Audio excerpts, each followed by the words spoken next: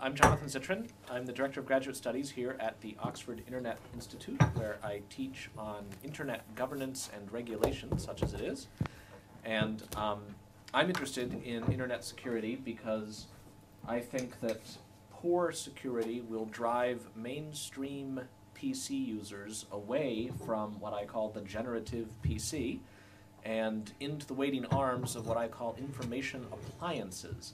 And I think that will be bad. If we have a world full of BlackBerry users and DVRs and Xboxes and TiVos and iPods and things like that, very bad things will happen if there's no PC in the middle anchoring it all. Anyway, that's my interest here. So Ira Winkler is an author and somebody who founded and runs his own firm that gives advice that firms have a hard time hearing about security. I first met Ira when he delivered a talk to a room full of about 300 chief information officers from around the United States and the world, and sort of spoke truth to power in a way that they weren't necessarily wanting to hear. And what I like most about Ira is that he sees security not just as a technology problem, but at base as a social problem, and sees that solutions are obviously going to involve people and social change. So with that, why don't I turn it over to you? I don't know how many of you know me, what other sort of thing. I have this reputation as a modern day James Bond type of stuff because I go around breaking into companies. I don't, I consult to companies, but the way I became notable was going around breaking into them. And usually I give case studies on how I break in, maybe if there's time left over, depending on how fast the talk goes or whatever, I can give a couple case studies. Because I don't just break in like penetration tests where you hack into a computer. That's obviously part of it, but I like to say I do more of these espionage simulations where I go in and literally, my background's from the National Security Agency, did cross-training with different intelligence agencies in the United States around the world. I kind of know how to do human elicitation, which is, human intelligence type of work where basically, most of the things, when you see James Bond and stuff like that, you get the impression that James Bond is the spy, and spies go around the world killing people, blowing things up, stuff like that. Most spies, the real ones are called operatives, what they do is they don't go around the world killing people, blowing things up. Their job is to gather information, but they don't gather the information. Operatives go around the world and try to find people to betray their country under penalty of death. So the job of an operative is to manipulate people to doing some really, really dumb things. But I've kind of done, by doing a combination of that and doing some black bag operations, which is where you actually go in yourself and put yourself in a high-risk situation and steal the information, then you get it out. And the way I do this is, I might do some, social type of stuff, but once I do that, I do that primarily to find out where the access to the information is, because theoretically, a lot of people know, you can get in technically to most large organizations in the world relatively easily. The problem, though, that comes up is once you're in, let's say you get into a, sorry, who can I say if I'm being broadcast over the internet? Let's just say you're getting into a Global 10 type of company. You get a foothold in a Global 10 type of company, and you might be in that company for months, if not years, finding the systems with the right information. Because with my intelligence training, we're not trained to break into computers. That's not the goal of what we do. We're trained to gather intelligence or gather information. So the goal is the information. It's not whether it's off a computer or off a person, out of the trash. It's how you get it, is how you get it. The information's what's critical, not the method that you use to get it. So anyway, I kind of took that into the commercial world doing these espionage simulations, or most people call them penetration tests.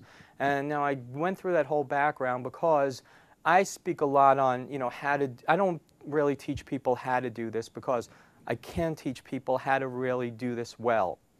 I could give side talks on how you go ahead and do human elicitation, how you manipulate people, how you break into computers, how you do a whole bunch of things. But those are very, very specific talks that would take years to get it right. At the same time, though, when I give these talks, I have people sitting in an audience. A lot of them are technical people. And one really hit me. It really got me in the gut. I was in Orlando, and I was checking my email before I was going to speak in a conference about how to do a penetration test. And I got this email message from somebody who basically said, I saw your presentation 2 years ago. I finally got some client to agree to allow me to do a penetration test. So what I thought was, I'm going to go ahead and I'm going to run a scanner against the system. I'm going to try to find a war dialer. Is there anything else I should do? And by the way, is there any special language I should put in my contracts? And what should I be charging for this work?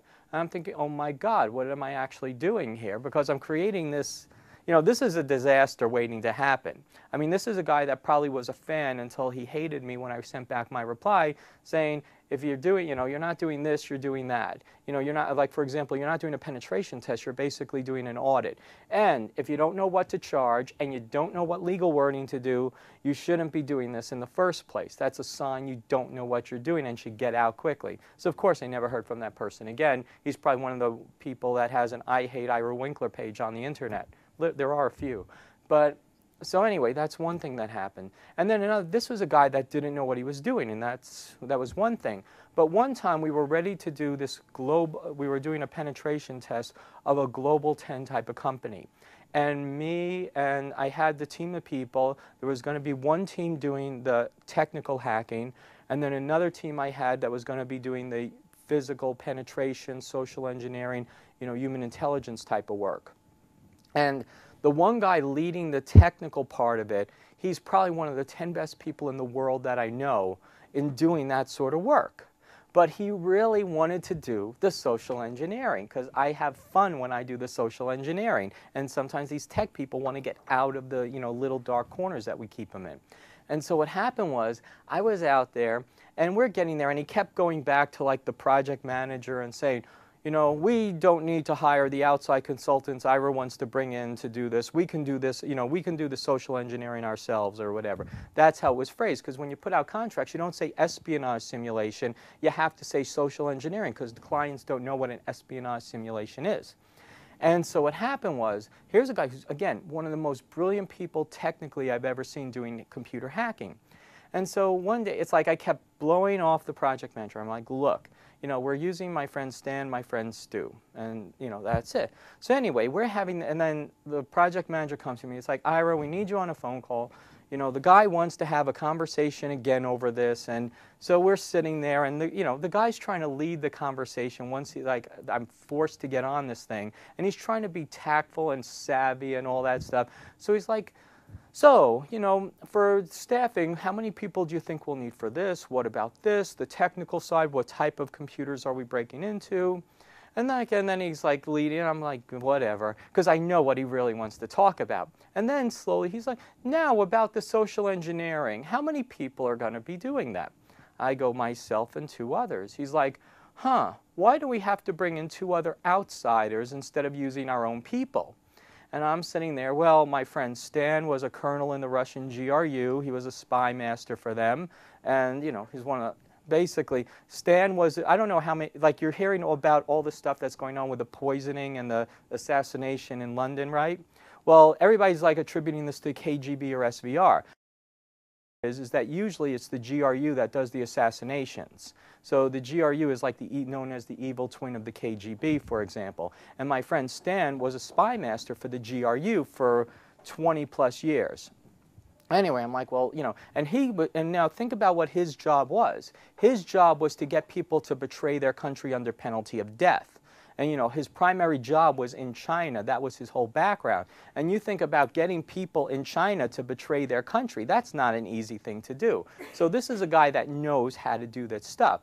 People think of, oh, I'll get to that in a second. Then I go, and my friend Stu, he's a former Navy SEAL commander, and he's blah, blah, blah, blah, blah, and he has years of training, in physical penetrations.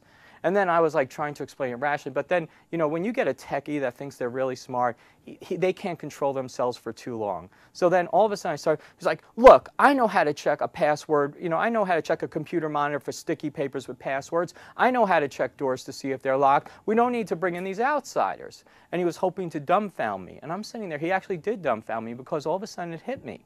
Here's a guy who's one of the most brilliant people in the world on the technical aspects, but he didn't have a clue with the social engineering. Because you think about it, Stan and Stu, as you know, operatives, special forces people, these are people with years of training that know how to do some of the most advanced things you could ever imagine. And just to give you an idea, that penetration test we're talking about, it's not just a matter of checking passwords on sticky papers or looking for locked doors. Stan, for example, found a Chinese intelligence operation operating out of a Chinese restaurant across the street from the headquarters. You know, that's the type of thing. And how we found this out was because he called me up one day and to give you an idea of what I do and like the differences between everybody else, I was doing like the black bag operation, physically get on site, be able to plant things and get out to enable other people. So I was able to, it was pathetic, it was within about an hour, I made it through to this large company's network operations center.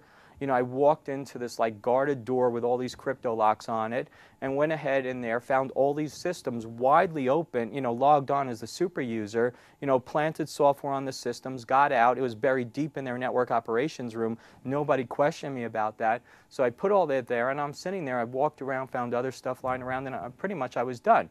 So I'm like, I'm not going to waste another 5 days here. So I got on a plane and went home. You know, and then I left my friend Stan there and, you know, other people. So anyway, I got a call from Stan 2 days later. He goes, Ira, you know, because he's you know, thick Russian accent. He goes, Ira, he's like, I go to these restaurants because while we were walking around, he's like looking at all these desks. And he says, Ira, what are all these Chinese American dictionaries doing here? I'm like, have you seen U.S. colleges lately, Stan? You know, sarcastically. He's like, oh, I'll look into this. So anyway, 2 days later, he calls me up and he goes, Ira, you know, he's like, the first thing out of his mouth was, Ira, black duck eggs on the menu. And I'm sitting there like, what the, you know, what are you talking about? What are we paying you for? Giving me a rundown of what's on the menus? It was black duck eggs. And I'm like, whatever. And then I'm sitting there, have you done anything else? He goes, Ira, don't you know black duck eggs, delicacy China? I'm like, that information has escaped me. And he goes, don't you know, I can't get black duck eggs in San Francisco, let alone this little piece of garbage town in the middle of nowhere. And then you start putting it together, because how does Chinese intelligence operate? Chinese intelligence tries to get people of Chinese descent or people interested in China, and they try to get people, and they go through as many people as possible who might be related to people back in China and stuff like that. And they, by getting Chinese delicacies that would attract people who are from China, you know, and say, well, gee, come on in, enjoy our delicacies. You know, oh, so how long are you in America on, like, are you permanently here? Are you on a visa? Oh, by the way, do you have family back in China that you'd like to remain healthy? Things like that. And then they manipulate those people. Again, they're good operatives. They set up front companies, including restaurants. And of course, if anybody wants to hold a meeting in the restaurant, they're happy to give them the back room, which is bugged, but that's a separate thing. So anyway, but that's the type of difference. One person looks at social engineering as looking at passwords on sticky papers. The other person finds a Chinese intelligence operation. You know, that the FBI had no clue how to deal with that at the time. That's the type of difference between people knowing what they're doing and people who think they know what they're doing. Because one of the concepts, I don't know if I'm ruining this slide or not, but the big thing is people don't even know what they don't know with regard to security.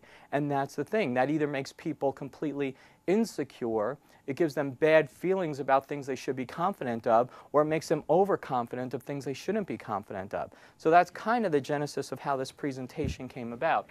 Let's see if I figure out how to work this stuff. If you can't, it will undermine much of what you've just said. Yeah. But anyway, the first time I gave this presentation was actually at the United Nations, so I had to throw in the disclaimer. This really isn't like, you know, a presentation on Zen and Buddhism or anything like that. It's just a stupid title I tried to make up because there's like so many different random thoughts that I put into this that I just thought, you know, yeah, Zen sounds cool. But anyway, there are a lot of miscellaneous topics through there. Oh yeah, I should also say I'm got a book contract to change this presentation into a book. So if you don't pick it up now, obviously go spend good money to buy my book later. Let's talk about, because I don't think my presentation's actually, the title of the presentation, or for that matter my book, is a good title. I think the title really sucks.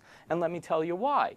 Because there's a whole concept of art and science. Because too many people in the security world like to portray things as artists. You know how you have like all those teenage hackers that are on the news and everything like that? And those people like to be portrayed as artists. And they want to go ahead and they feel special because they're artists. But think about what you get when you get an artist. An artist is somebody who sits down there and they look at a painting, they look at a canvas and they say, wow, what happens if I throw some of that on, or maybe some of that on today, maybe tomorrow I'll do that, or tomorrow I'll do that. That you get random results. The problem is that artists are bad. You want scientists, because what scientists do? Scientists have a repeatable process. Any day they go in there, they get repeatable results, or you'll get similar results. You'll go through similar things. So for example, let's say you have a team assigned to doing penetration tests, or you're in, I shouldn't even say it's computers. It's in any profession in the world. If you have somebody sitting there one day, you want the person sitting there the next day, and the next day, and the next day to be able to get repeatedly good results. That's having a process. When you have a process, you're doing a science. You're not doing an art. And the problem is that even the artists, they have a process, but they don't recognize it. And that's a really bad thing. Let me give you an example. When I went to DEF CON conferences, where all the hackers go every year in Las Vegas or something like that, I try to find people who are supposedly good and learn from them. Because, there are some people you can actually, I don't know everything, and there are people I try to learn from. So I go to this one guy who I'm told is really, really good. And I go, I've been told you're really good, know how to stroke their ego, get information out of them, stuff like that. I go, you're really good. I want to learn from you to find out how you do stuff. He's like, oh, okay. He's like, you know what? I look at a computer, I get a feel for the computer. And then I was like, I wasn't having a good day, I admit that. I go, you have a feel for the computer, huh? I go, could I paraphrase a little bit of what you said? I go, basically, you scan the computer, and based on the scan, you learn the hardware and the software. And he's like, oh, no, it's much more than that. I go, really? I go, okay, so after you learn the hardware and the software on the system, then you could figure out the vulnerabilities that are likely to exist in that versions of hardware and that version of software. He goes, no, it's more than that. And I go, then once you know the vulnerabilities that exist in that hardware and that software, then you can start running exploit scripts that are available all over the internet. And then after you run the exploit scripts available all over the internet, you can use the manual techniques that also go along with that hardware and software. And once you do that, you establish a foothold on the system. Then once you get the foothold on the system, then you go ahead and put rootkits on the system, get full control of that. Then once you have that system compromised, then you go ahead and compromise the rest of the network. And then he's like, you just don't understand, and goes storming out of the room. Why? Because he's not special anymore, right? Because all of a sudden I took his feeling that only a true master would theoretically have and turned his feeling into a repeatable process that anybody could do.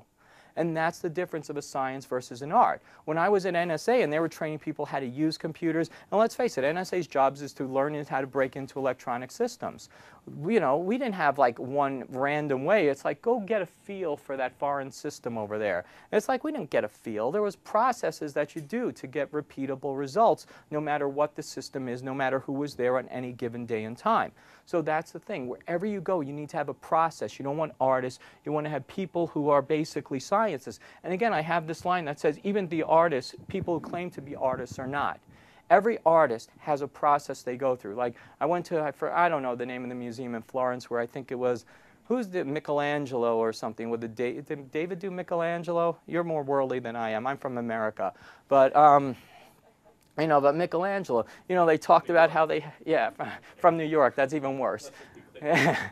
So then, they said, well, Michelangelo had these strokes on how he did it. He had special tools he developed. So there, here's an artist in the true sense of the word, but here's this artist that had processes on how he created his sculptures and stuff like that. So that's even an example. Again, Leonardo da Vinci, really, really good art, scientist pretty much. So, but yeah, let me talk about one thing. There are some people, though, with better abilities. Let me give you a quick thing. My background's actually a psychology background. I really hate computers. I want nothing to do with them. I was a psychology major in college because it was the easiest major to get. But one thing I learned was, how many people ever heard of the psychological principle of visualization? Okay, visualization is the ability to sequentially manipulate objects in your mind. You know, so like if you rotate this or whatever, so like one quick visualization test is, where's the main entrance from where you're sitting? Because you have to picture, well, gee, I came in there, I went that way, then that way, then that way, then that way. That's like sequentially going through. Another one is the paper folding test, where like, you know, just imagine 4 squares down a page, 2 on the side, and if you fold that together, what type of an object would you get? You know, you get a cube. You know, trust me if you later, for those without good visualization. But what happens is people with better visualization just are correlated to have better computer aptitude. So there are people who might have better aptitude to learn it. But the thing is, if you give people a process, whether or not they have an aptitude, like clearly people with more aptitude will kind of absorb the process quicker, but even people without aptitude can learn a process and be reasonably competent. So again, there might be some people who are better and, you know, who have better aptitude for a process, but it doesn't mean that they're the only people. It just means that they can screw things up a lot quicker than the others. So anyway, Zen in the art of cybersecurity, people don't know what they don't know about security. That's a critical concept, and I kind of went into that a little bit, beating that to death. You know, I have a few other principles, and again, a lot of my slides are just this presentation, because of the nature of the conference tomorrow, is kind of like a mishmash of a lot of different related topics. So I have this one thing, you know, if you have to ask some questions, you shouldn't be asking those questions. I gave the example before, like, you know, asking questions is usually good.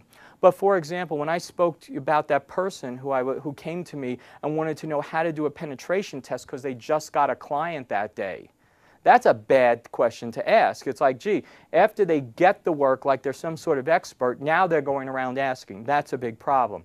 You know, I have other problems where, you know, sometimes when I work for large consulting firms, somebody sends out a question to a big mailing list that says, what type of scanners do we use on penetration tests? You know, like all of a sudden, their first penetration test, now they're asking questions like, what software do they need to go with it? And that's the type of question where if you don't know what software you need to go with it, you should be giving that work away to begin with.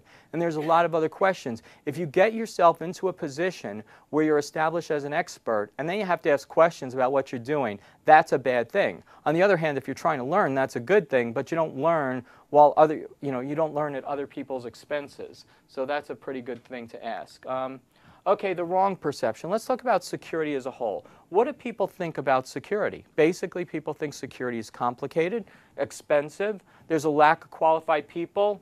Qualified people know everything about it. You know, there's a lot of things. It's like, wow, here's our security expert. I'll give you a good story in a second. And then, of course, I'm secure. Nobody's ever broken into me. So I'll give you a good, I went into one company, and the company had a $100 million loss. One of the things they did in this company was commodity trading. And they had a $100 million loss because I was in there. Why are we here? Because they wanted me to do a vulnerability assessment. Like, well, we can't tell you too much. And then finally I got them to talk. I go, okay. They're like, well, we had this trade that went bad, and if we lose that much money on a trade, somebody must have been doing something to us. We don't know how, we don't know where, but I go, couldn't you have just made a really bad mistake? I go, no, that's impossible. We're not that, you know. And anyway, I go in the process. So what are you doing about security? They're like, oh, well, we have so-and-so who used to work at the CIA as our security director. I go, okay, but what are you doing about security? And they're like, well, he worked at the CIA. I go, they have janitors at the CIA. It doesn't mean they know what they're doing. You know, they might have a research, you know, guy who maybe develops laser optics. Doesn't mean he knows anything about security. But of course, if he's with the CIA, he knows everything. And that was their thought process. Then you have other people, you know, on the other hand, on the complete opposite extreme. And they think it's like, wow, you know, I don't have any problems. You know, there was one time where there was like a Business Week conference, and we were like, I was in the next session after that, and we were sitting in the green room, or whatever you call the preparation room, and there was a guy on the panel in front of us who was like, he owned some web hosting company. And they asked a question about security, and his response was, well, of course we're secure. We couldn't do what we do if we're not secure. It's like, I'm sitting there, that is like so bizarre a statement, because you could do whatever you want. It doesn't mean you're good at it. You know, it doesn't mean that people aren't breaking into you and you don't know they're breaking into you right and left, because there's so many companies out there that are being used, for example, for where sites. You know, we're talking about spam, for example. Spam, how are spams enabled? Spams are enabled because all these people have their home computers essentially, and the home computers are being controlled by other people, not by the owners, through bot software and stuff like that. So a lot of people don't, again, they don't even know how bad the thing is. Likewise, everybody thinks security is expensive, it's complicated, there's no qualified people to do the work. So it goes from really bizarre opposite extremes where people think, wow, it's really difficult, really expensive. Then other people think, it's so simple, I'm doing it perfectly even though I don't know what I'm doing. So that's the wrong perception. But let's talk about what the real problems are, especially with regard to internet security. And when we start off, I'm talking about like some milestones with regard to security incidents. How many people remember the Morris worm?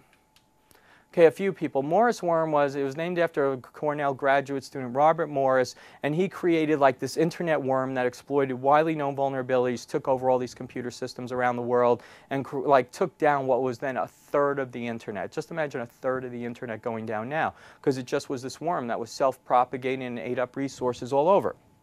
Next thing that happened, AT&T crash. This was where, and I was working with the FBI kind of at that time, and all of a sudden all these agents were running all over the country and everything like that because the long distance network on the east coast of the United States just crashed. All these supercomputers were crashing in AT&T's network. I thought it's got to be some sort of cyber attack. Turned out to be a 3-line programming error. But anyway, that took down everything. Eligible receiver exercises. This is where, I don't know how many people were aware of these exercises, but this is where the U.S. government put teams together of penetration people, and these penetration people were going around simulating hostile entities, like they were simulating North Korea trying to take over the United States Pacific Fleet, or doing a whole bunch of stuff. And every time this group of people, and one of their limitations was they could only use things widely available over the internet. They didn't have any special tools, they just had basic things, and they were able to take down critical parts of the infrastructure. Banks lose billions of dollars in 1997. That's a report of the United States President's Critical Commission on Critical Infrastructure Protection or something like that. That was by some, I forgot the guy's name, but the guy in charge came up with that statement. In 1997, oh yeah, basically the implication was people are breaking into banks all the time and they're stealing lots of money, but it's accepted as a cost of doing business. 1997, how many people remember the movie War Games? War Games movie came out in 1983. And what happens in that movie? You know, you have some kid, Matthew Broderick at the time, what do you call it, scandals type of thing. All of a sudden, he's like, plays this kid who finds out, he's like, wow, I got a computer connection. Let me research who created this connection. Now let me go ahead. And they spend half the movie trying to guess the password. 1983, that's when the movie was out, I think, and so it had to be written like 1980. But anyway, 1997, some kid randomly war dials, just has his computer dial the local area in Worcester, Massachusetts in the United States, comes across a modem connection, no password at all, gets onto the system, has no clue what it is. It turns out to be the communication system of Worcester Airport. And he was able to take down the whole airport. The communication tower couldn't talk to the control tower. The landing lights, took those off as well. Again, 1997, pretty much about 15 years after it was initially considered. 1998, I just say, I don't know the exact year, but power grid crash all over like the Pacific Northwest of the United States, distributed denial of service attacks in 2000, mostly because of bot systems. Code Red and NIMDA, those were real worldwide events. Everybody thought they were terrorist related, but what happened? Widely, somebody just had to create they created a worm, pretty much exactly like the Morris worm. It just exploited a different type of vulnerability. And again, took down thousands of systems, and the vulnerabilities it did, again, those were vulnerabilities that were 6 months old that should have been fixed. Lots of other things, widely known things that are all completely preventable. Big thing, every one of these things, major attack on the infrastructure, all completely preventable. So more Zen, what makes a master? Again, I take karate every so often and all that stuff, and I started mentioning a little bit of this. What makes a master in martial arts? When you're talking about martial arts, there's just so many ways to punch, so many ways to kick, so many ways to block. And they think like all these black belts are running around knowing the secrets of the ninja or something like that. The reality, though, is that they just know the fundamental things. They've mastered the fundamentals of how to punch, kick, and block. And once you've mastered them, you can combine them in ways that look masterful, for lack of a better term, and then they look really good, like they know something everybody doesn't. But fundamentally, a white belt knows the exact same things a black belt knows. The black belts are just more proficient at it. They've mastered it. That's what's the difference. So again, and it's the same thing with computers. Because one reason I'm really popular to speak is because I try to make things simple. A lot of people go out and try to talk about, well, here's the vulnerabilities in Unix, and you notice how this version of Unix is different than that version of Unix, blah, blah, blah, blah, blah. I try to make things fundamentally simple. And really, when I try to take, the basics, mastering the basics of computer security, to me, there's only two fundamental ways to hack a computer. Only two. It doesn't matter what the technology is, but stop and think about how many people would you consider technical people? Okay, and the others are not. But the technical people, please tell me if I'm making this up or full of garbage, and I'm being polite when I say this. Basically, all software programs have bugs, right? Some bugs are hardware, some are software, right? All software has bugs. Some bugs just happen to create elevated privileges or leak information. Those are security vulnerabilities. And the security vulnerability bugs can be in operating systems, they could be in applications like web browsers, database systems, whatever. Those are all vulnerabilities built into the software. And when we're talking about things, for example, like buffer overflow, I didn't speak about SASA, the SASA, NIMDA, Code Red, even the Morris worm. All those things affected software bugs built into the software at the time. Things, for example, for the non-technical people, a more obvious thing. Windows 95, when that came out, there was what Microsoft called a design feature where the password was stored in clear text in one of the files on the computer. And everybody, and people were saying that's bad from security. Microsoft had an attitude at the time and said, well, no, this is how you recover the password if you forget it. But anyway, if anybody had access to the system over the internet or physically, they could steal what the password was because it's there. Nobody could do anything about it until Microsoft created a fix and sent the fix out. But that's the first fundamental way how to break into a computer. Take advantage of problems built into the software. Second fundamental way to break into a computer is to take advantage of the way a user or administrator configures and uses the system. So for example, one story I always tell is I worked with this woman at NSA and her last name was Kirk, K-I-R-K, like Captain Kirk. I'm training her how to use the computer system. This is so expectable. And I'm sitting there, and I go, okay, enter your user ID, which is going to be your last name, Kirk, K-I-R-K. Now enter your password, which is going to be Captain, C-A-P-T-A-I-N. And she turns around looking at me, how do you know what my password is? Totally serious. I'm like, you got to be kidding. And she's like, no, Captain's really my password. And then she's like, oh, and by the way, my father was in the Army. At some point, he was a captain, so there really was a Captain Kirk. I'm like, whatever. But, that's fundamental. Likewise, when I break into some of these global 15 companies and stuff like that, found 25% of all the administrator accounts on their servers were the password was administrator. And in another company, I found 90% of all the passwords were the same as the user IDs. That's how pathetic it was, where you don't need to be a technical genius. Maybe the software is otherwise secure, but people are otherwise configuring the systems poorly. And again, I use the example of passwords. There's other ways of technically setting up networks, like how do you share your computers and stuff like that, and sharing too much without limitations provides vulnerabilities and stuff to that effect. So those are the two fundamental ways to break into computer systems. Am I wrong about that for any of you technical people out there? So anyway, it's a bit narrow. I don't think it's. I think I'm being broad. Oh, denial of service. Yeah. Denial of service is the way. Analog connection and all that. Well, let me talk about that. Denial of service is how people configure and use the network. Because, for example, can they filter out the miscellaneous traffic? Potentially, yes. Also, how did those denial of service attacks occur initially? The denial of service attacks occur initially most likely because somebody on the opposite end hasn't patched their Windows software, hasn't run the latest Windows update, and not running the latest Windows update has allowed those computers to be taken over and become bots and stuff like that. And those are the systems that are being the denial of service attacks. I mean, so again, no matter what, I'll have an argument for anything. But I'm always right. Just remember that. So, but anyway, initially, all attacks. That's what makes you a consultant. That's what makes me a consultant. A lawyer is like, I'm always right as long as you keep paying me, not the other guy. But anyway, so fundamentally all attacks boil down to these type of things. Now, that's how the attacks occur, because other people are taking over in the bot case. But preventing it, again, if you have the network set up properly, you can kind of like throw random attacks away theoretically. Okay, security problems are all preventable. The thing is, security should be common sense. But fundamentally, you can't have common sense without common knowledge. Too many people, the stories I tell about how I break into stuff and things like that are funny. The reason they're funny is because they defy common sense.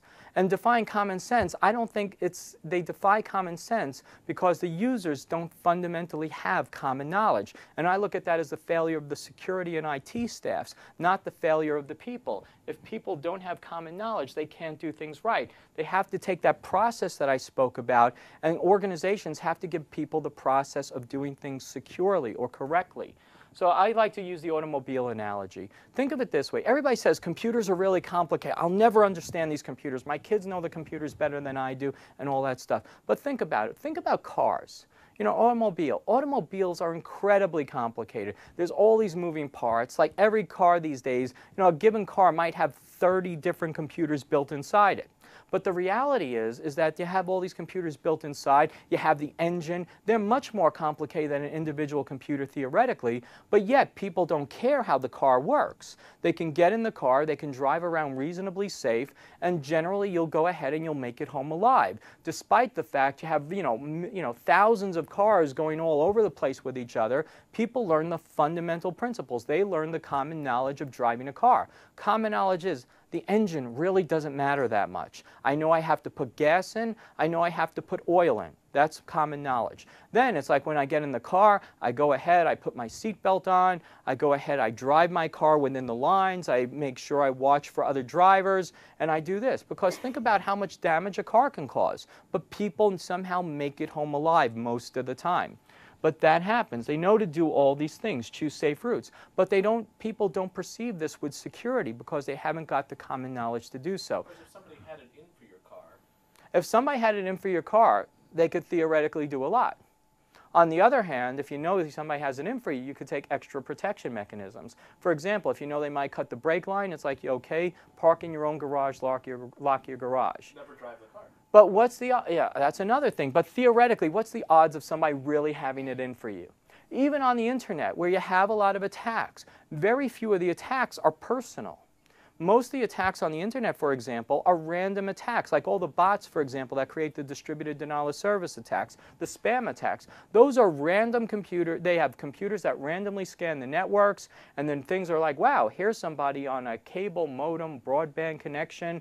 Here's the person. The computer's left on all the time. The computer has all these vulnerabilities that aren't patched, running old software. It doesn't matter who that computer is. The distributed denial of service attacks we saw in 2000, how did those occur? Those occurred at universities. Most of them were at universities at the time because they had all these computers always on. Nobody was maintaining all the systems that the students used. So you had I don't think it's Oxford, but Stanford University computers were critical parts of the major denial of service attacks, for example, at the time. So anyway, people aren't doing this. They're not, it's sort of like somebody leaving your keys in the car in this case. It's like you leave your door unlocked, you leave the keys in there, and then somebody jumps in your car and crashes it through a store window to rob the store. You're enabling the criminals in that case. See, again, that's a point. I'm always right. I'll somehow fit something into there, somebody having an outbreak or whatever. Okay, let's talk about something that's kind of useful, for security. What is security really? Think about it. Security is not about keeping things perfectly secure. It's impossible to make things perfectly secure.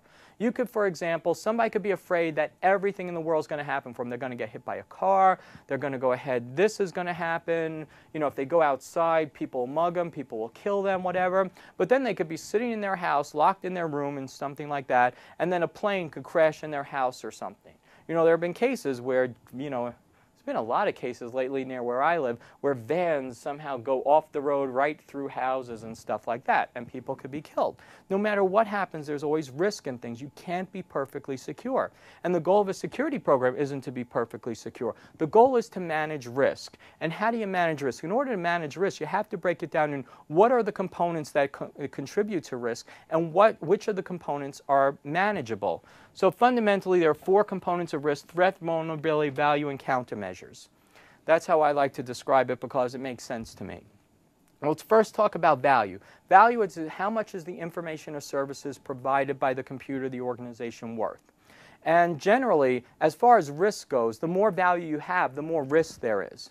But at the same time, there's nothing you ever want to do to mitigate value. Because theoretically, if you mitigate value, you mitigate risk. But if you mitigate value, you'd be fired, which frankly, you should be fired. Because the goal isn't to be secure. The goal of an organization is to be as valuable as possible. That's what an organization is for. So you can't do anything, but value is a key component of risk. Then 2 other things that add to risk are threat or vulnerability. The threat is the who or what that's out to get you. Threat, for example, for the what could be things like hurricanes, earthquakes, floods, snowstorms, heat, I call it heat seasons or whatever. Heat waves, that's the word. Something, you always have the what things, the natural disasters that might occur. It could be a power line. It could be a tree that takes down a power line and takes out all the computers as well. So those are what type of threats. Then you have the who threats. The who threats can be things like script kiddies, could be cyber terrorists, foreign intelligence agencies, malicious insiders. Frankly, the big part of the thing is insiders, stupid insiders, are going to be the biggest problem that any organization has. They create more damage than anything else. But the threat itself is irrelevant without the vulnerability. Because the threat are things that could potentially harm you if given the opportunity. The vulnerabilities are the opportunities to harm you. So for example, leaving computers unattended while they're logged on. Bad passwords like Captain Kirk is an example.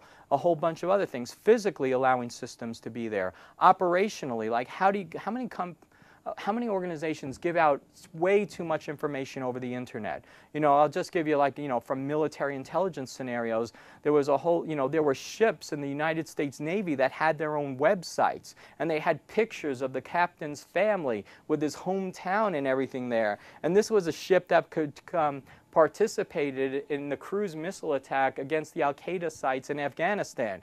So all of a sudden they're looking at it, it's like, okay, now we got to send over the Naval Intelligence Service to do bodyguard protection for the captain's family because the captain put his whole family on the internet, so all the terrorists now know where he is. That's an decoy families now, like the pictures that come inside the frame when you buy it. You really, you give them way too much credit. That's all I'll say. But again, that's the type of things. Companies put out way too much information on the internet about themselves as well. MySpace. Like, how many people remember? Blogs. It's bizarre to me. How many people remember a time way back when the worst thing you could ever do to somebody was to read their diary? Now the best thing you could ever do to make somebody popular is to read their diary. And they put every stupid thing imaginable on their blogs, on the internet. And some people are laughing like, I got to take a look at their blogs. But some people are so stupid. They put their most life story on the internet for them. They're creating vulnerabilities for them. That's an operational issue. So anyway, you have vulnerabilities. Then the only thing you could really do to mitigate your risk is to implement countermeasures. Now, here's a critical point though. Countermeasures could either mitigate the threat or mitigate the vulnerability. The problem though is, because I think I'm running long, I don't know. But the countermeasures, I plan to go for no more than 10 minutes so we have time for argument. Okay. 10 minutes more? Yeah. You are so screwed. But anyway, countermeasures, we have threat. Can you really counter the threat? Are you ever going to stop a hurricane, earthquake, flood, tornado, whatever it is? No. There's no way you can stop it. Are you ever going to stop script kiddies? They're always going to exist. No. Are you ever going to stop foreign intelligence agencies, cyber terrorists, terrorists of any sort? No. There's nothing you could really do. But you can go ahead and mitigate the vulnerability. And if you mitigate the base vulnerability, you mitigate all the threats. So for example, Captain Kirk, the base vulnerability is a bad password. If you stop the bad password, can you stop a foreign intelligence agency from guessing Because anybody could guess that password. You could stop script kiddies, foreign intelligence agencies, vulnerabilities, malicious insiders? Can you stop some guy who actually thinks the girl was cute, who wants to break into her account to see where she's going to be on calendar? All those things are enabled because of vulnerability. So if you mitigate the vulnerability, you mitigate the threat by default. And what I argue is the purpose of a security program is the implementation of countermeasures to cost effectively mitigate the vulnerability. That's how to describe a security program in a business terms. And I did that way too much. Let me quickly talk about the concept of information resource management, because way too many people, they forget what computers are for. Remember the old days? Well, none of you do. Remember, there used to be days where they had, computers were managed in up to the late 1980s, early 1990s under the concept of the management of information systems. And computers were looked at as monetary resources. Everybody reported to the CFO in the computer department because it looked like, well, the computer resources are the hardware, the software, the people, the training, blah, blah, blah. That's the value of my computers. And the CFO ran that, and maybe there was a director of information systems. But then somebody thought, I think it was from Harvard, or whatever, that, gee, just so I give you a plug, somebody from Harvard wrote a paper and said, you know what? Computers are really not the value of the hardware, software, people into it. The computers are the value of the services provided by the computer. So, for example, if an airline reservation system goes down, do you still have the hardware? Yes. Do you still have the software? Yes. Are the people still sitting there doing nothing? Yes. But even though all those things are there, a company might be losing millions of dollars a minute because that reservation system's down. And that's a true number. But so they came up with a concept of information resource management, that information is as much of a resource as money. So to elevate that stature, they went ahead and created the position of Chief Information Officer. And they had Chief Information Officers, which were now equal to CFOs. And CIOs were of equal stature because information is an equal stature of money in many cases. But the problem is that security is still, most companies still organize security like it's the old mindset, like the value of the computers is the value of the hardware, software, and people. Let me give you an example. In a bank that might, fairly large bank, might have a $100 million IT budget. Do you think it's appropriate to give the security budget, let's say, an arbitrary number like 7% of the IT budget should be for IT security? Does that make any sense at all? No. Because is the bank protecting the $100 million a year of computers, or is the bank protecting the billions of dollars that go through that computer every day? Because you're actually protecting probably close to $250 billion a year in transactions that might go through the bank's computer systems. You're not protecting the computers themselves. So when you look at what should the value of the bank's computer security budget be, they have to look at what are they protecting. They're protecting the transactions. They're not protecting the computers. So that's what the budget should reflect. And that's if you use information resource management. Okay, big concept I like to do is optimization of risk, and this goes back into the other things, because really when I talk, everybody's like, okay, so I want to minimize your risk. I go, no, you don't want to do that, because the implication is that if you minimize your risk, you want to come all the way out here as far as you can so that this is down as low. But the problem is, as you get lower, the cost of your security program, the cost of your countermeasures goes up, and at some point you're going to cross where the countermeasures cost more than your potential loss. It's stupid to have the countermeasures be more than the potential loss, because then you're losing money just by trying to mitigate stuff. So what you want to do is you want to optimize your risk, and you want to choose a point where first you have to decide what are you willing to lose. Then based upon what you're willing to lose, you figure out what's the cost of the countermeasures going to be to get me to that point. Like, how do I get to reduce that level of vulnerability? And then I choose the countermeasures that get me there. And then based upon the countermeasures that get me there, then I have to do a sanity check to make sure, is this line before this? Frankly, this line there should be a fairly big gap here, because potential loss is just potential loss. The chances of losing completely everything are so astronomical that it's just not realistic. If you hit this point, you're going to be wasting money on security because the potential loss is too high, because you're not going to realize it. The only case where I think they hit full loss was I can't remember the name of the bank in England that went bankrupt because one trader went wild. Barings Bank. That was the only case where they lost everything. And that's the case where maybe they should have figured out what's the loss, what's the risk profile, and done a little bit better there. But that's how you should determine your security program. So Zen and threat. Basically, when you don't understand your threat, the threat seems like a genius.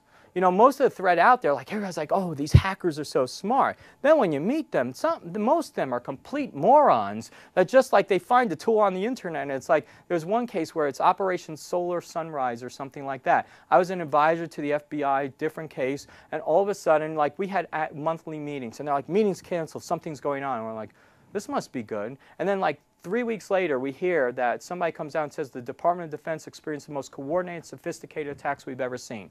And then it's like, okay. And then all of a sudden, a couple weeks later, they arrest 2 teenagers from California. The 2 teenagers from California, all they did was download tools off the internet and just modify them slightly. And they didn't even know how the tools work from what I heard. But yet, the Department of Defense says the most coordinated and sophisticated attacks they've ever seen. And I'm thinking like 2 teenagers who are like, really, we're just on a power trip at the moment. And I'm thinking, have they ever heard of Chinese intelligence or Russian intelligence or something like that? So anyway, the teenagers that are out there, they just want significance. They don't need knowledge because everybody leaves themselves open. They don't do common sense type of things. And laws, just by the way, you know, you're talking about laws. Laws don't really stop the threat. You know, if you put somebody in jail, it doesn't mean the real threat, the rest of the people out there are going to go away. But it is satisfying, and, you know, you should punish them because maybe it'll stop somebody sometime, and at least it feels better for you because you don't want to give people a rubber stamp to do whatever they want whenever they want it. I also have the principle of knights and dragons. Think of it this way. Whenever, you know, because how many people know Richard Clarke or whatever? I used to trash Richard Clarke on a regular basis when I would speak at conferences. Okay, yeah, I was going to get back to... Coupling stairs and asking if they know. Yeah, so I know. But Richard Clarke, he was like the head of counterterrorism for the United States government up to the September 11th attacks or something like. He was a critical figure in the whole investigation of September 11th. And the thing was, he wanted out of counterterrorism because they weren't listening to him, but he thought the one thing he could make is trying to make cybersecurity more important. So he went around talking about trying to scare people. And what happens is, you know, how he scared people. Remember when I said the most coordinated and sophisticated attack the Department of Defense has ever seen? And then, you know, the tagline was, if teenagers could do it, just imagine what a foreign intelligence agency could do or a drug cartel could do. And it's like, wow, that sounds really bad. And I'm like, that's the point. If you're that incompetent that a couple of clueless teenagers could do it, you're so incompetent that anybody could do this to you. But what they're doing is they're creating these dragons. Because if they create dragons, how do you be a powerful knight? You know, there's the scene, how many people ever saw Monty Python and the Holy Grail? Okay, I'm trying to get to commonality here. Remember the scene with a fluffy white rabbit running around and stuff like that? And like everybody's walking around, it's like, you know, oh, the snarly beast. And they go, that's just a rabbit. So the guy, I'll take care of it. It goes down, and all of a sudden, rabbit comes, head goes off, right? You know, that's the thing he's trying to create. But all of a sudden, it's like, you know, because everybody's like a white rabbit, but all of a sudden the white rabbit was like, you know, like a killer. So then they all go, and then they're like, run away, run away. But what happened is, you know, they created a dragon out of the rabbit. But in that case, the rabbit was a dragon.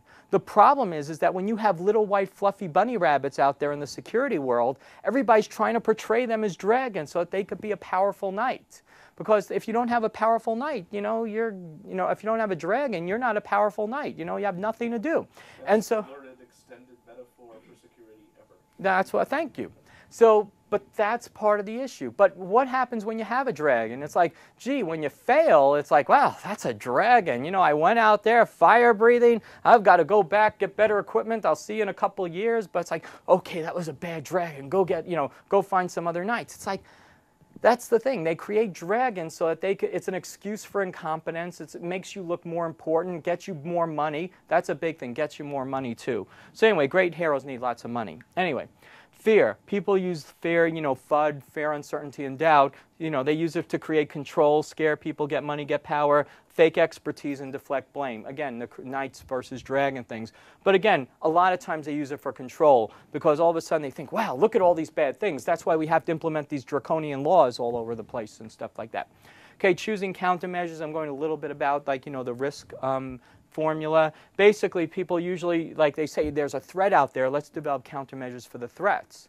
But again, the countermeasures for the threats are generally irrelevant. How you should be doing is figure out the vulnerabilities that are most likely going to be exploited and counter those, because again, if you could counter the vulnerabilities, you're never able to counter the threats that's there. And sometimes, I'll say sometimes, governments can be an exception in some case, because you know they do have a lot of people with guns and stuff like that, and maybe if you start hunting people down, you could get rid of a little bit of the threat. But generally, an organization is not going to get rid of threat for the most part. Remember, countermeasures are independent of the threat. Countermeasures that stop the terrorists are also going to stop the script kiddies. Likewise, the thing is, I don't want people to go ahead and focus because they're stopping a bunch of clueless teenagers.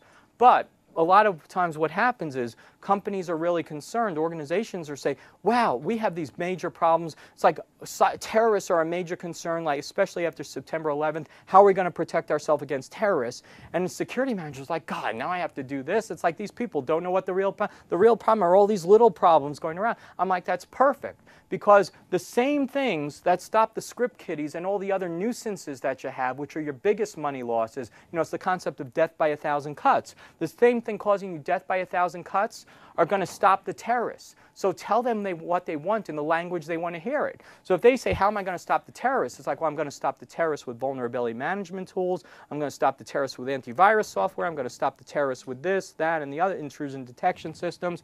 Yeah, tell them what you want to hear, but really you're stopping all the real problems, the death by 1,000 cut problems that you're dealing with on a regular basis. Just figure out how to phrase it in a way that gets you money, basically.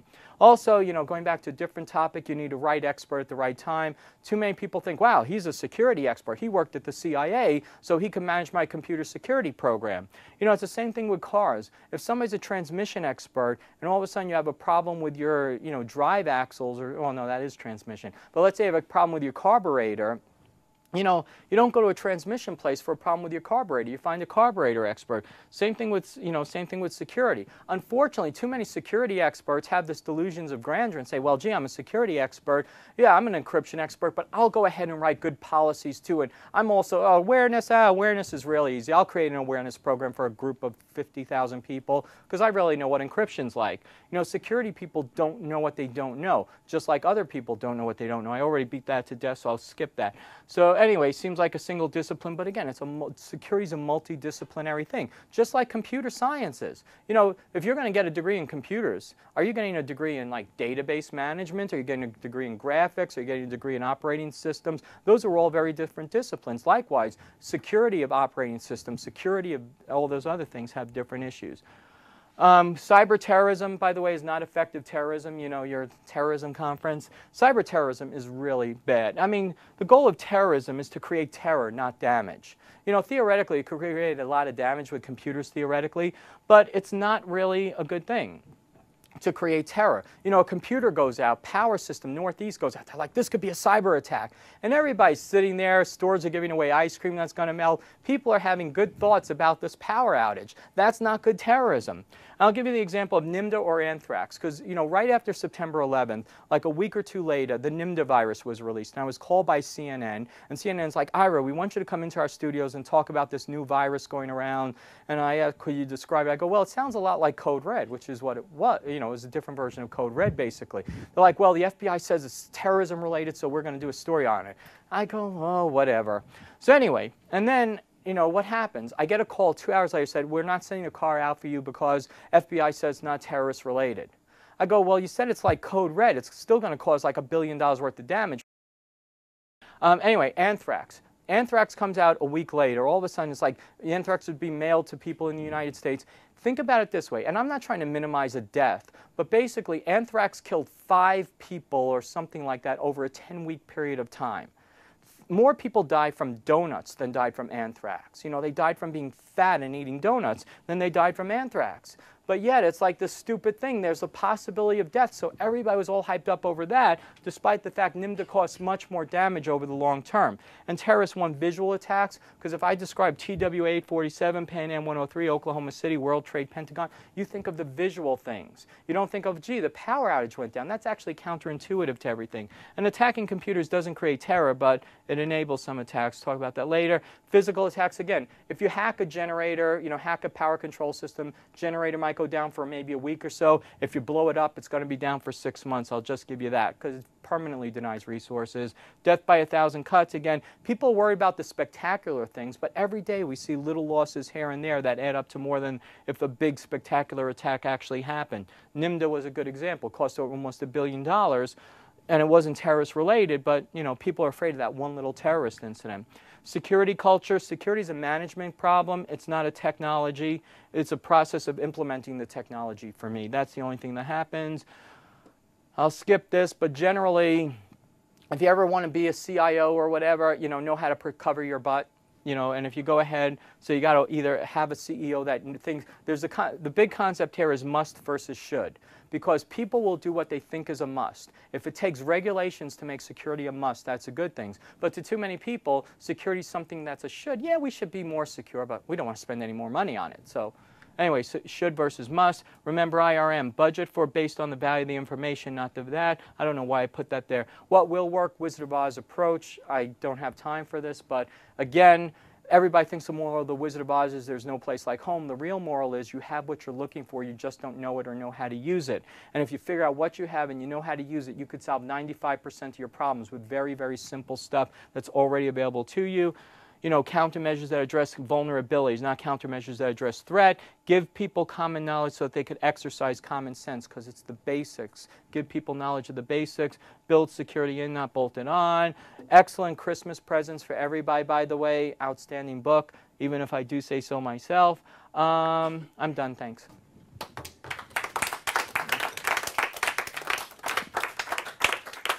All right, so we're going to go no later than 5:30. That means we still have plenty of time to mix it up, and I would like to take upon myself the honor of asking you the first kind of cluster of questions. As I understand your thesis, you basically say the threat is often overplayed. Mm-hmm. It's overplayed because consultants can benefit from charging lots of money to make it seem like they have to go out and slay dragons, and from making it seem as if it's art rather than science, so it's you have to hire this particular Houdini to solve your problems, and that from the corporate perspective, if you just chill out a little bit, find the right expert, one who's not so flashy, and hire him, then you're on the road to understanding the basic things you need to do in training and common knowledge to get your workforce more secure. I want you to now try to take your thesis and apply it to different audiences than that audience. So here's the invitation. It's kind of multi-part. One would be, if in this boardroom were sitting the barons of Microsoft, what advice would you have for them, if any, to make their OS more secure? Mm-hmm. If this room were full of government legislators, is there anything you would ask of them? And if this room were full of internet engineers, members of the Internet Engineering Task Force and designers at Cisco, that could actually change the way the internet worked, is there anything you'd ask of them?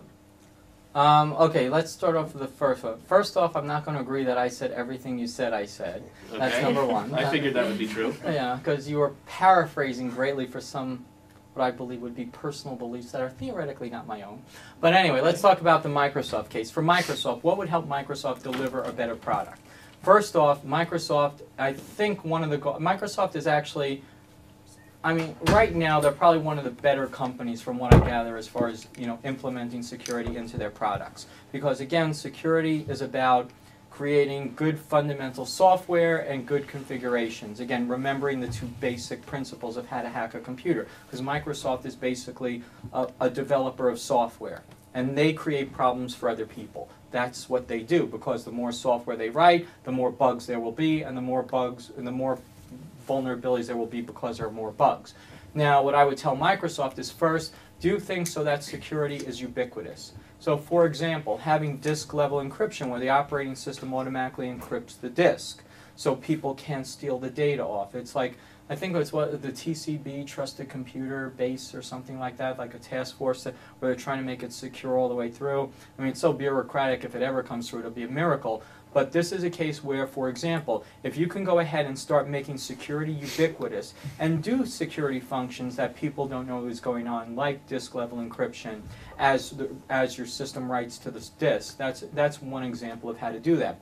Likewise, you have to look at two things. First off, their software development process, and I'm not saying they're not doing this now, but to any developer, I would say, the software developer process has to constantly look proactively for reducing the bugs so that they can reduce the likelihood of security vulnerabilities. Also, security vulnerabilities are generally implemented in similar ways, you know, like buffer overflows, things like that. So you look for where are the opportunities for security bugs to be written, and how do you create a software development process that prevents those bugs from being written into the software. That's another example. And again, I'm not going to limit it to Microsoft. I'm saying all software developers should be doing that. Microsoft is obviously, you know, when an operating system is on 80 to 90% of all computers around the world, it makes it that much more important. But that's what I would say. So make sure your security has to be built more securely. And I think Bill Gates' vision of world domination, for lack of a better term, of like making Microsoft the standard in everything, one of the reasons that Microsoft did a stand down after like one major vulnerability was announced was because they want to have like the Xbox. That's a great way to get in there. They want to have the Xbox integrated into all devices around the house and stuff like that. And they started realizing that we can't have that level of integration if we don't have a trust of people. So any vulnerability with Microsoft in their computer is going to have a negative impression of people controlling their whole house. So that's one aspect. So write better software, have processes in place that create better fundamental software development, which Microsoft is actually one of the world's leaders at the time, ironically. The next thing they have to do is make the systems easier to maintain. Because, like I said, one way to break in is the software, but the other way to break in is how do people, you know, implement and maintain the software. And if you have a system, the reason Microsoft has so many vulnerabilities is frankly because Microsoft has so much software. Not only does that give more problems built into the software, it also makes the software harder to administer. And the harder it is to administer, the more likely it is that a user can misconfigure the software, and that creates problems. So they have to make system maintenance, system installation, system operation. They should have it secure by default, which I think is theoretically one of their goals, but you know, users still complain about that, but they still have to do it. And then likewise, make it as ubiquitous as possible in the implementation. Then I think you said the next thing was government officials? Sure. Okay, next thing was government officials. What do they have to do?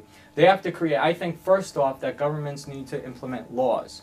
And because what I said was, you know, first the people get, you know, people are like, there's no way in hell this will ever come true. I think governments have to pass laws on how to maintain and install computer systems. Because everybody's looking at it, inevitably, like in the United States, if they would take every federal interest computer, like where the government gives money or subsidies or whatever, and they would say, okay, all computers have to have the latest versions of the operating system installed within 30 days of the system, within 30 days of the new patch. It's great for Vista sales. I wouldn't say it's for any operating system. But I'm not saying the latest. I'm saying they have to implement the security fixes. So people have to do that. People have to install systems, and again, I'm saying federal interest computers, in other words, systems funded through or providing services to the government. Likewise, administrators have to use one of the because another thing that's widely available out there for free are all these, what do they call, baseline documents. For example, if you go to NIST, like National Institute of Standards and Technology, they have on their website, NIST.gov, they have on their website hardening guidelines for every major operating system. NSA has hardening guidelines for every major operating system, which tells people here are the services to turn off that are vulnerable to hacking unless you really need them. So make sure all these systems are installed per some, you know, hardening guideline, accepted hardening guideline. It doesn't have to be a US one or whatever, but install the systems via that. That's like a law. Then also make sure that if you have a federal interest computer, that you have the proper number of properly trained administrators as designated by the vendor. Because a lot of vendors recommend that you shouldn't have any more than 30 servers per administrator. But so many organizations are out there keeping their administrators overworked by not having the right number of administrators, so the administrators are running around putting out fires all the time, but they can't be proactively secure. And likewise, how many of those administrators are actually trained for a security function? So administrators running systems should be properly trained. And I don't think that that's, because people say, oh, no, you can't legislate a specific technology, and none of the things I recommended had anything to do with the technology. They have to do with the process of installing and maintaining. And you could regulate a process. You know, and again, if you could regulate, how many people you say, well, gee, you'll put the small companies out of business. I would argue that if a company can't go ahead and properly secure their systems, they shouldn't be in business in the first place offering those services. You know, I mean, because you think about it this way. You could have cars out there. You could have, like, for example, oil, you know, like gas companies. And then I say if the price of oil goes down, the gas companies would be like, you know what? You have all those laws about automobile safety. We can't afford to have our trucks maintained like every 3,000 miles like we're supposed to according to federal regulations. So therefore, we don't want to do it. And then they'd be like, yeah, we don't want to regulate you. We don't need to. What would it be like if everybody on the road was running around with cars that were like not maintained properly, you know, spewing out smoke and stuff like that, bad brakes and stuff, tires that were bald? You know, everybody would say, this is a nightmare. How can we do this? But think about how critical the computers are these days to business, life, and other things. So, you know, I think that there is the, you know, first of all, there's a precedent for laws, and laws don't have to be specific to a technology. They could be specific to a process like I outlined. What was the last group? The last group was IETF and Cisco, Internet Engineers. Okay, Internet Engineers, again, the thing for them to do is make security ubiquitous. They have to somehow get, like, for their, you know, when they develop these guidelines, their specifications, standards, or whatever, security should be a ubiquitous part of that. What happens is people are, you know, it's like I said, security should be built in, not bolted on. The IETF was bolting on all these security regulations or all these security guidance and stuff like that. They have to build it into the fundamental things. Security has to be a fundamental part of everything they do. It should be a consideration as they're developing it. Because if you know about the software development life cycle or system development life cycle, if you can get the security requirements into the requirement phase, I guess I don't know if giving a whole lesson on this quickly, but Yeah, we should probably open up to other questions. Otherwise we'll be. Yeah. Okay. Never mind. Okay. Did I beat that to death? Okay. No. Questions, contradictions, reactions. I told you I don't usually get questions. Oh, you'll get them. Johan. So the one about you being a consultant. So from the academic perspective, I have to ask you. You're assuming there is a solution. For example, in the Microsoft case, that security is compatible with their business model. That they actually have an incentive to optimize that. For example, things like feature pressure, backwards compatibility, security by default, but still easy to use, out-innovating other competitors if you see Linux as a competitor or Sun. So really going back, as you say, and putting in the people at the right place with the right budget, it's like, okay, secure software, we make that by giving, for example, open standards or a or third-party code inspection. But that really, at a higher level, that fundamentally clashes with business models. So, is there a solution? I think it's a bit more controversial than you put it. I'm not going to say, again, I'm trying to get it down to the basics. Am I being, like, idealistic in how I'm describing it? The answer is yes. But the thing is, when you look at, if you don't have the ideal and you don't strive for the ideal, you're not going to get it. You know, you're not going to come anywhere close.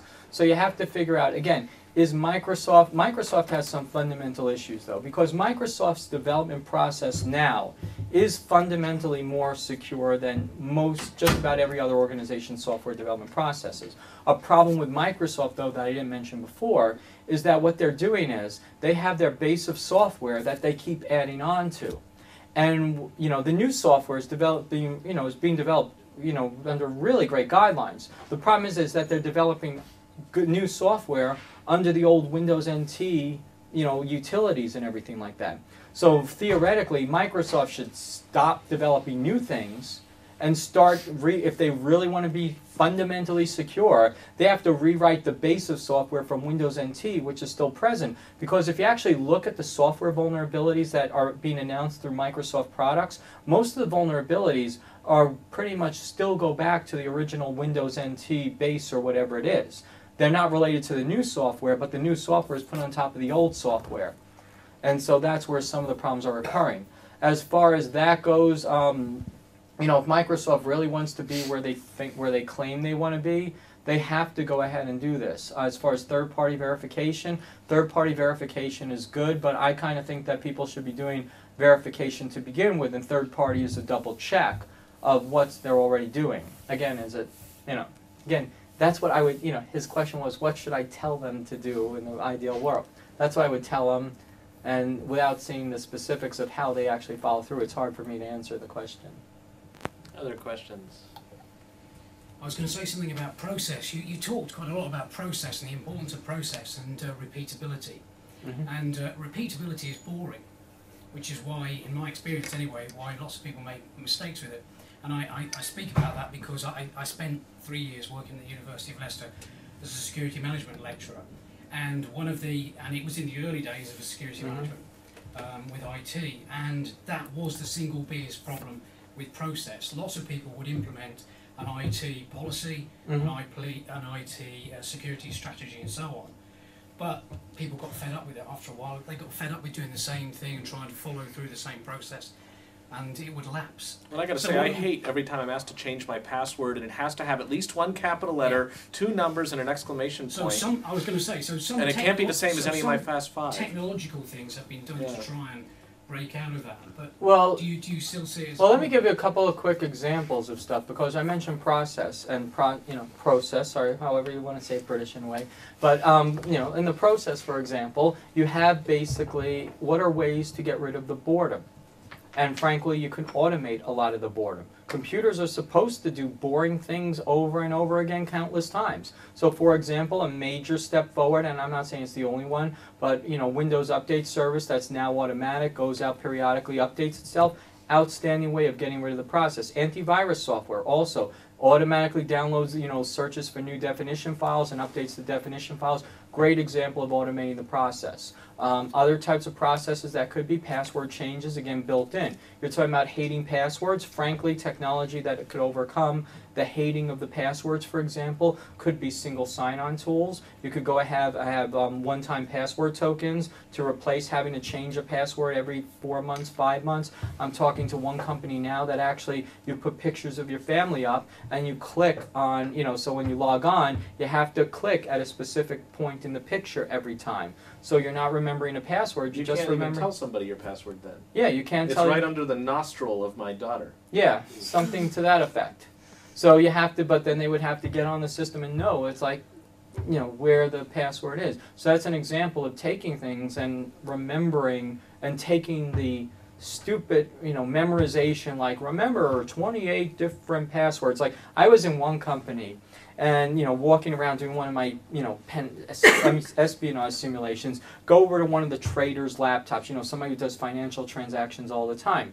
I look over there and I see a sticky paper on the laptop at the desk, and it had password like 01. Then the 1 was crossed out and said 2. Then the 2 was crossed out, said 3. Then the 3 was crossed out, said 4. Guess what the password's going to be next week? So that's the type of thing. But again, if you have the newer technologies, like one-time password tokens, things like that, take away a lot of the problems of doing some of this stuff. So new technologies, again, that are there. And the new technology, not only do they make things like that simple, like one-time password tokens, not only do they take that away, when you have token-based authentication or something like that, it also reduces operations costs, because good security also reduces operating costs. So for example, it takes it's $30 per password change, and if you're in large companies, users request their passwords be changed. They call help desks and ask for their passwords to be changed on a regular basis. And if people ask one time a year to change their password, not having to do that one password change a year pays for the software tokens for the year, theoretically, on top of all the other security benefits. Let me ask a question that starts to bridge to the conference tomorrow. And it involves a rather unusual audience that we might think of helping. This guy, Paul Taylor, wrote a paper about hacktivism and the act of hacking for social change and things we care about. And as near as I can make out, the paper says that hacktivists should just give up because they end up getting co-opted by the larger technological system. So I'm curious, if your client were somebody who wanted to get noticed on the net as quickly as possible by making life hard for people that that person thinks are bad, who have a presence on the net, what would your advice be to maximize the impact of that person's hacktivism? How to maximize, okay, let me make my own editorial comment about hacktivism. Most of the hacktivists out there, they hack first and then try to put a purpose to it. You know, they're not there, I mean, there are very few people who are truly ideological based that are hacking. Most of them are like, oh, great, I hacked into the system. Oh, I've got to do something with that. Okay, save the whales, something like that. That's what most hacktivists are. You know, then the other people who are there, they're just kind of naive because before, I can't respect hacktivists, frankly. Because hacktivists, frankly, are fundamentally, you know, I look at, how many people remember the guy in Tiananmen Square that stood in front of a tank? That's something that's visual. That's somebody who put his life out there. A hacktivist who hides behind computers and just randomly causes damage. First off, in order to be an effective activist, you have to put a face on your activism, not randomly defacing things, because frankly, people look at defacing a website as defacing a website. It's not until the press thinks it's spectacular enough that they're going to do something. On the other hand, if I was going to maximize if I was going to maximize the effect of hacktivism, let's see, what would I do to screw things over? You know, the larger the companies, you know, hacking, for example, newspaper websites is really good. Hacking government agencies is really good because you got to look at the targets. That when you hack those targets, what's going to get the maximum coverage? Something to that effect. Sending out spam messages, for example, like using the bot systems, for example, where everybody gets all these, like, you know, things into their mailbox on a regular basis. That's another way to create a lot, you know, a lot more impact. Like, you know, rent out the botnets, like work with all the criminals, like you are, type of stuff. That's one example of how to get the impact there. You know, unless somebody takes down a major site or blows things up, because that's another concern. When you're thinking of activism, you're thinking about people who are out there. If you want your message to come across, again, I've had the slide up that cyber terrorism is not effective terrorism. Because people are more concerned when there's a threat of death in some way, shape, or form. The terrorists that we hear about, or the activists that we hear about, you know, are the people who create some sort of physical threat to people, or some sort of physical inconvenience to people, as an example. So, for example, the people who, like animal rights activists that throw blood on people wearing fur coats, that's something that affects people walking down the street. You know, if you're just a typical user of a computer and it's like, gee, what's this garbage up on the screen?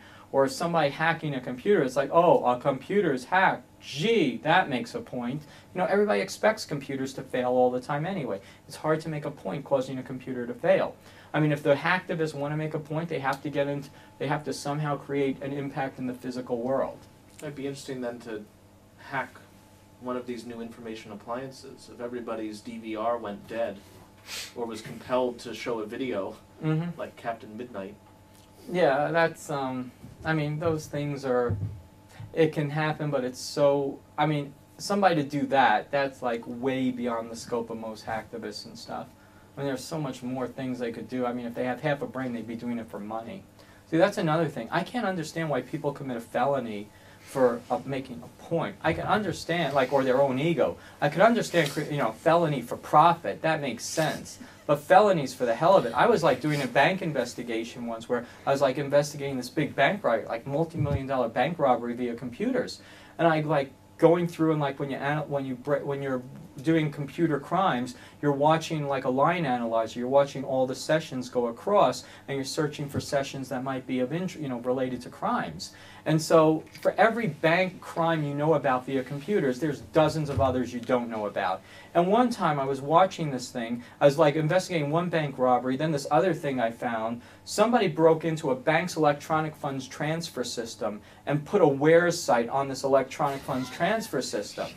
You know, it's just stupid, something really stupid. Because here's a person who generally just committed a major felony and would be royally screwed, and he didn't even know what he broke into, but he's creating a wares site and says, this is my wares site. Everybody else, you know, do what you want, but this is my site. Don't hack the site anymore.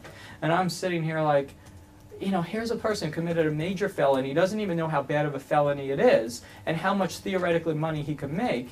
And you have to rationalize this compared to somebody who's making like $10 million. It's just cluelessness, which is what's actually being dangerous, because all the people that used to do that, a lot of the people are having a little bit of a switch in their brain, think, hey, you know what, if I hack all these computers now, instead of just being elite, I'll make money on it, and I don't care if anybody's elite, because now I can drive a Porsche, you know.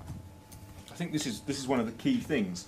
It's raising the barriers of entry for the current for the script kiddies, so that it's difficult for the average 14-year-old in their bedroom to get their foot into the ladder of hacking and then progress up, because there's definitely a career progression as they go through being an apprentice to a journeyman. And the ones who cause the problems are, there's a few dragons out there, they're the masters who know what they're doing, and you don't notice them. You notice the guy with the wearer site on the bank fund transfer. You don't notice the guy there who's creaming off half a penny, half a cent off on every deal, and they're the ones that cause the big problems, that cause the big losses. Yeah, that's exactly the point, because what happens, like for, one thing, for example, French intelligence services reportedly, they go out and they put hacking tools on the internet. Because the thing is, it's sort of like if you are an intelligence agency, or you're organized crime, or you're somebody who is truly professional at this, highly skilled, are you going to go out and try to use your super advanced attacks every time? No, you're going to go ahead and use the lowest level attacks you can theoretically use, because it's just going to look like the noise. Because if somebody catches you, because part of the thing about like the James Bond stuff and stuff that I do, the goal is not to get caught. The worst thing you could ever do in an intelligence operation or a crime for any matter is to get caught. What's the perfect crime? A crime that nobody ever knows happened, for example. And so what happens is all these like foreign intelligence services, experienced criminals, they use these really low-level attacks that are, if you get in, great. And if they're somehow detected, they're like, oh, gee, the administrators on the other part, look at this moron running this old attack. That's not going to work. So then the guy, the professionals come back. It's like, okay, that didn't work. Now I'm going to try this. It's like, oh, okay, that didn't work. Now I'm going to try that. Okay, that didn't work. So now I'm going to have the super advanced tool I haven't run before that's not going to get stopped. Or maybe I'll just go ahead and send a woman into a bar with money looking for drunk old guys who are going to, give away it for free, type of thing. On that happy note, I just want to say first, thank you so much for